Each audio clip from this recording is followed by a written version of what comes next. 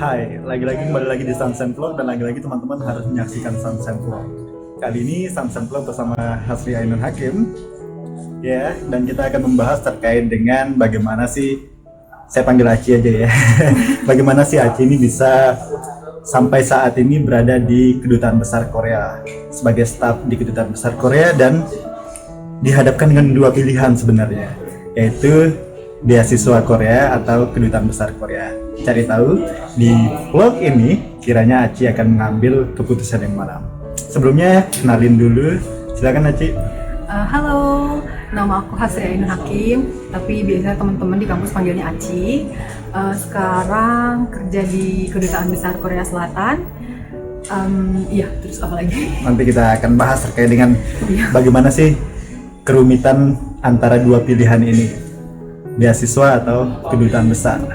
Nah, sebelumnya nih Ci, sejak lulus 2019 lalu ya, bulan Februari, itu kiranya Ci langsung balik ke tempat tinggal, ke Sukabumi atau masih stay di Jogja? Dulu itu kan wisuda tanggal 2 Februari ya, terus langsung balik ke Sukabumi, kampung halaman, tanggal 24 Februari. Masih ingat banget, langsung pulang karena orang tua minta langsung pulang. Langsung pulang berarti selama dari Februari itu udah ada kerjaan belum sebelumnya? Belum. Jadi pulang cuma bawa ijazah. Masih belum tahu mau kerja di mana, belum dapat kerjaan. Pokoknya masih gak tahu apa-apa. Masih ibaratnya bahasanya pengangguran. Masih bingung mau apply di mana gitu. Mau apply di mana kayak. Dan akhirnya tempat kerja pertama Aci itu di mana? Dulu tuh karena bingung dan kebetulan juga nggak seneng di rumah kan, bete banget kalau di rumah, terus akhirnya pengen bantu keluarga juga biar nggak ngerepotin terus di rumah. Akhirnya ada lowongan di garment factory gitu di dekat rumah. Di dekat rumah. Itu perusahaan Korea yang dia bikin jaket. Masih berkaitan dengan Korea juga? Masih Korea juga. Saya kira tidak Bu. Oke. Jadi bisa dilanjutkan. Perusahaan Korea dia bikin jaket. Pokoknya merek-merek yang kalian tahu deh, The North Face, Gap, terus apalagi shoes yang kayak gitu-gitu, jaket-jaket mahal itu. Nah, kerja di situ. Aci dikasih gak jaketnya? Nggak boleh. Oh, nggak boleh ngambil, teman-teman. Kiranya berapa lama sih Aci kerja di situ? Waktu itu kontraknya kan 6 bulan dan di sana saya juga cuma 6 bulan. Oh. Berarti jarak dari bulan Februari pas lulus itu ke dapat kerjaan yang pertama itu berapa? Waktu itu lulus Februari, dapat kerja bulan Juni. Bulan Juni, berarti jarak 4 bulan. Oke. Nah, tapi akhirnya kenapa sih memutuskan untuk nggak lanjut di situ atau ya udah berhenti kontraknya gitu? Oh iya, jadi waktu itu karena namanya juga itu sebuah perusahaan yang berjualan ya, menjual produk gitu. Jadi mereka kan punya deadline, mereka juga sibuk Kejar banget. target pasti. Kejar target. Jadi kerjanya sibuk banget. Terutama karena saya itu tadi aku sekarang. Nggak apa, masih ini nih adaptasi dari Jogja. Jauh banget ya. Jadi dulu itu aku tuh kerjanya bagian yang ngurusin dari awal, dari mulai materialnya datang sampai jaketnya selesai sampai dikirim. Jadi kerjaannya itu sibuk banget dan waktu itu saya resign karena pengen apply beasiswa. Okay. Karena cita-cita saya itu pengennya sampai PhD gitu, amin. Jadinya waktu itu pengen apply beasiswa, tapi saya ngerasa kayaknya nggak akan bisa kalau harus sambil kerja karena sibuk banget kerjanya, pulangnya malam terus. Jadi akhirnya memutuskan untuk ketika kontrak selesai berhenti biar fokus untuk beasiswa. Itu berarti akhir tahun ya? Iya. Tahun 2019. Betul. Dan mulai untuk kejar beasiswa pada awal tahun 2020 ini. Iya betul. Nah, cuman dengar kok jadinya kerja di Kedutaan Besar Korea Selatan. Nah, Ada apa tuh dengan beasiswanya? begitu. Jadi perlu kasih tahu nggak nih dulu apply-nya beasiswanya apa? Boleh. Nah iya, jadi saya itu apply beasiswanya di kalau sekarang namanya GKS ya, Global Korea Scholarship. Kalau dulu dikenalnya namanya KGSP, itu lebih tenar kan ya KGSP. Jadi saya apply KGSP itu ke Korea. Terus kan ada dua jalur, ada jalur embassy, kita daftarnya melalui kedutaan besar, ada yang jalur universitas. Jadi saya langsung daftar ke universitasnya, Langsung ke universitasnya ya. Gimana Jadi tuh? harusnya itu kan ada 2 tahap ya kalau universitas. Yang pertama interview. Kalau kita lolos interview baru dokumen kita sama kampus itu dikirim ke pemerintah Korea. Kita sebutnya mereka NIIED. Jadi bagian yang ngurusin international education.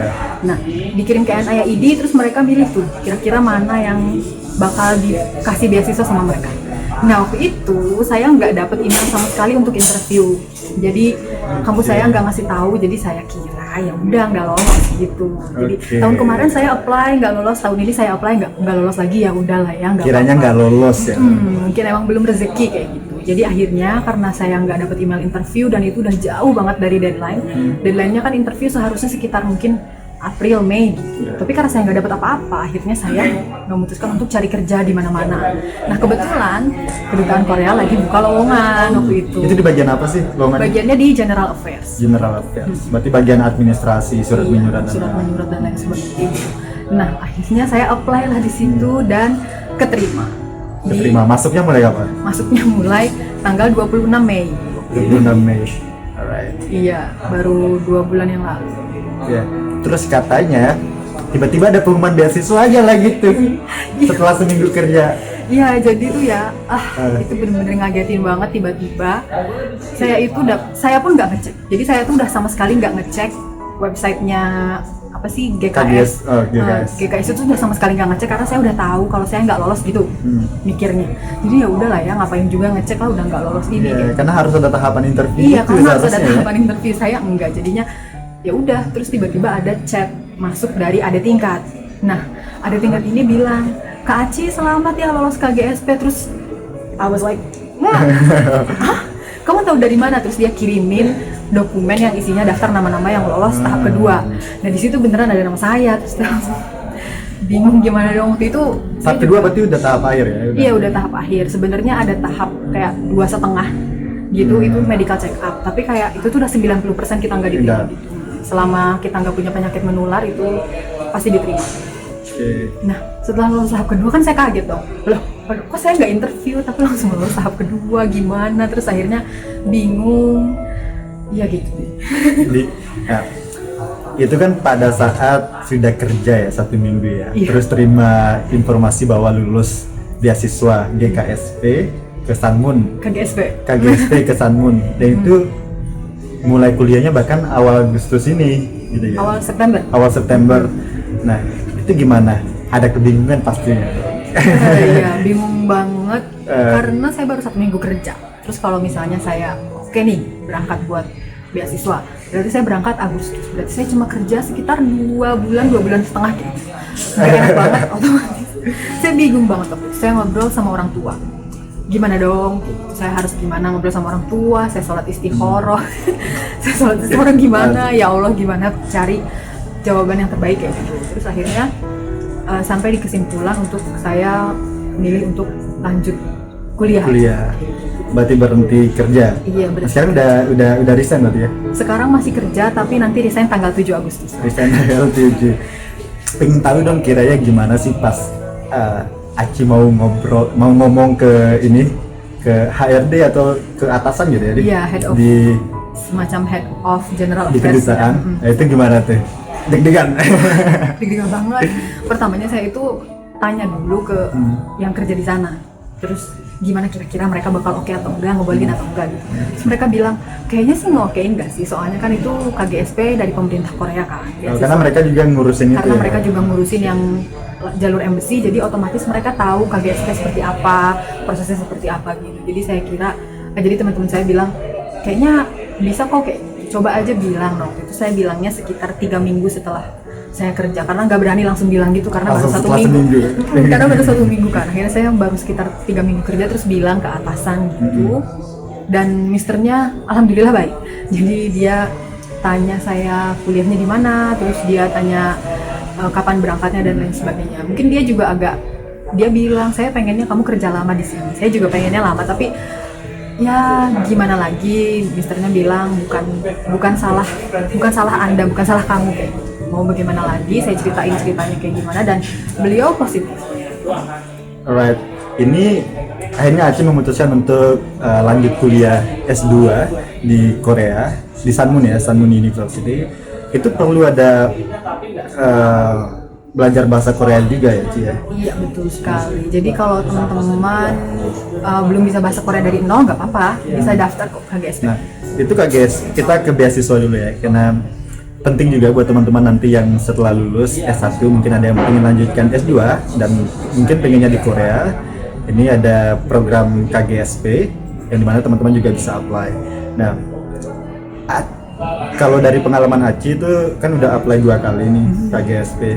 Kiranya ada hal yang dikhususkan nggak sih sebelum apply atau apa sih yang diperlukan gitu? Dan itu bukanya setiap tahun gitu ya? Iya, setiap tahun. Jadi dibukanya itu setiap tahun 2 kali. Oh, Kalau 2 kali. iya, yang awal trimester, ya awal pertama bulan-bulan Februari, Maret itu untuk yang master dan doktoral. Tapi kalau untuk yang bulan September itu kalau teman-teman yang baru lulus SMA mau daftar untuk undergraduate itu bisa. Okay. Dan kalau untuk persiapannya ya awal-awal sebelum daftar beasiswa itu kalau menurut saya cari kampus dulu. Teman-teman maunya di mana, terus jangan lupa cek juga kurikulumnya. Cari dulu kampusnya, cari jurusannya, udah nemu jurusannya, cari kurikulumnya cocok atau enggak. Kalau misalnya enggak cocok kan sayang kalau ke situ nanti nggak seneng sama kurikulumnya, tiba-tiba keluar di tengah-tengah atau gimana, sayang banget ya. Jadi yang pertama sih cari kampus dan kurikulum. Dan tentunya ditunjang dengan misalnya teman-teman kalau mau perdalam bahasa Korea dulu, itu bisa juga. Itu juga bisa. Terus ada 2 jalur kan Ci, berarti ada jalur yang lewat embassy masing-masing, terus langsung ke kampusnya. Langsung ke kampus. Itu pusat informasinya di satu website atau?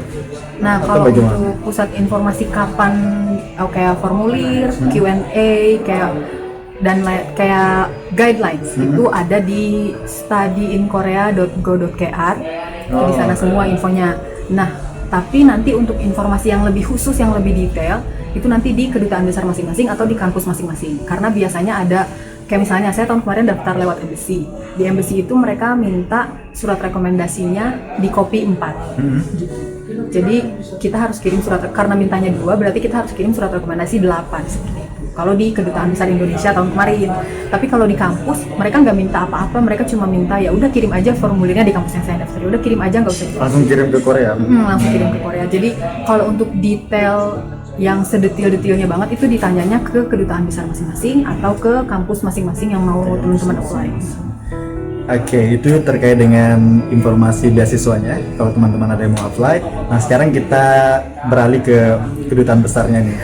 Kalau mau daftar di kedutaan besar itu gimana sih, dan apakah proses seleksinya cukup ketat atau ada skill requirement yang harus dipenuhi gitu sama teman-teman? Oke, jadi kalau untuk di kedutaan besar itu mereka pengumuman tentang lowongan kerja open itu recruitment-nya. open recruitment-nya cuma ada di websitenya mereka.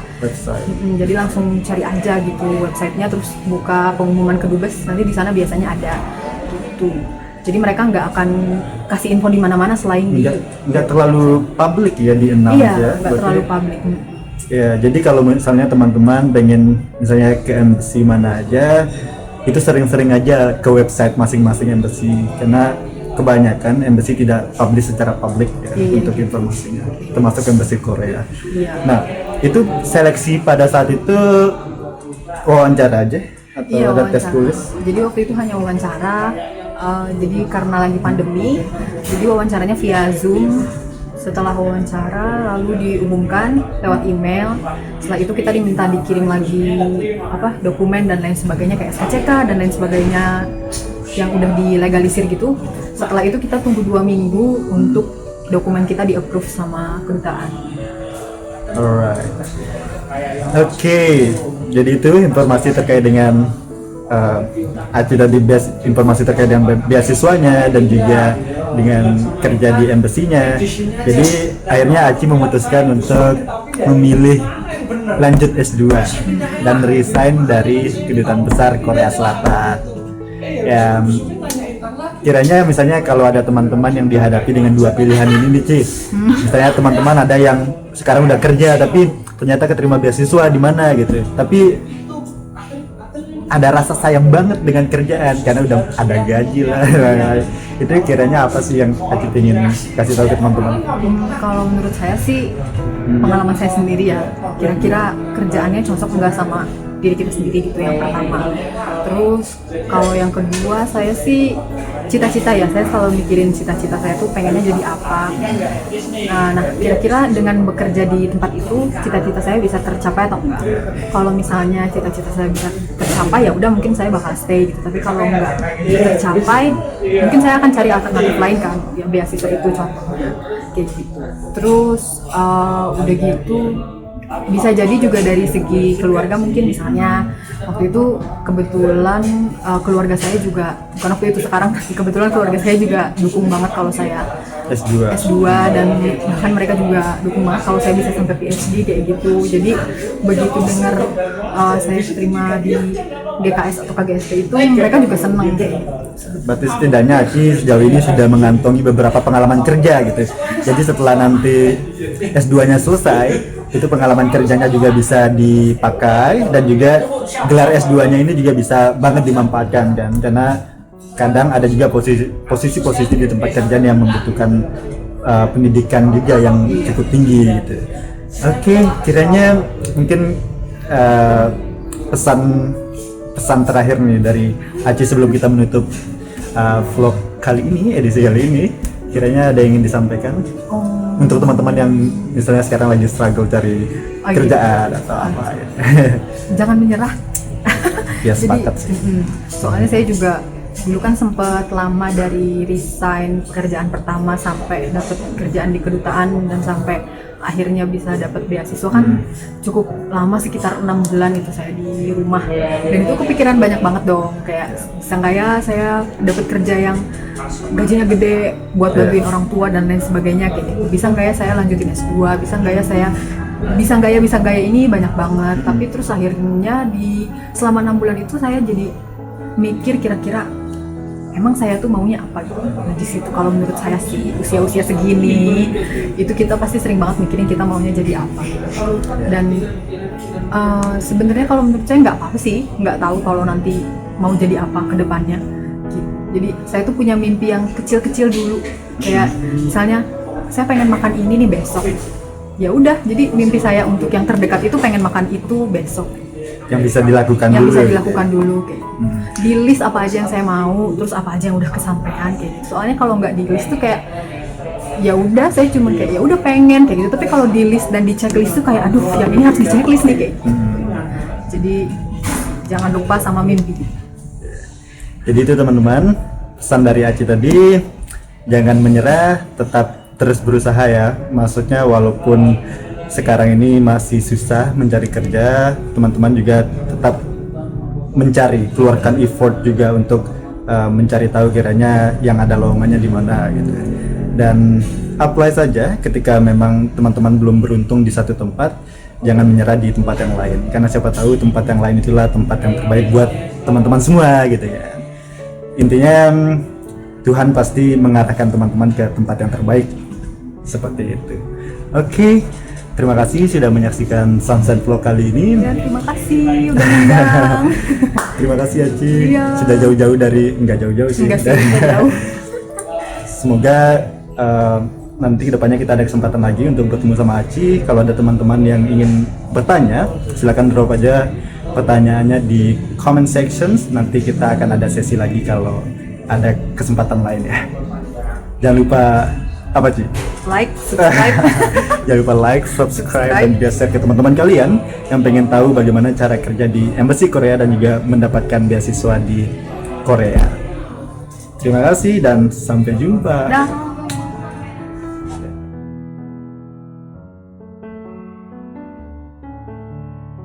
Masalahnya adalah ketika lu fresh grad itu pasti lu nggak bisa fulfill semuanya gitu. Jadi pintar-pintar